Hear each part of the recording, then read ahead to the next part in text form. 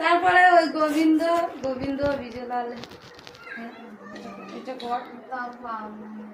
পারবি নি তাহলে ওই আর করতে হবে না, ওটা কি আমি করব?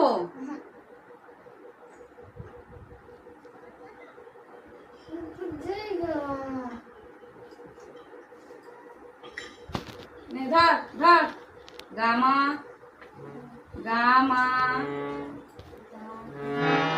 পানি ধা ধা পা। নে নে, এটা তুলতে মনে হয় আমার 2 দিন সময় লাগবে। বলতে দিলে আমার জায়গা দাও না।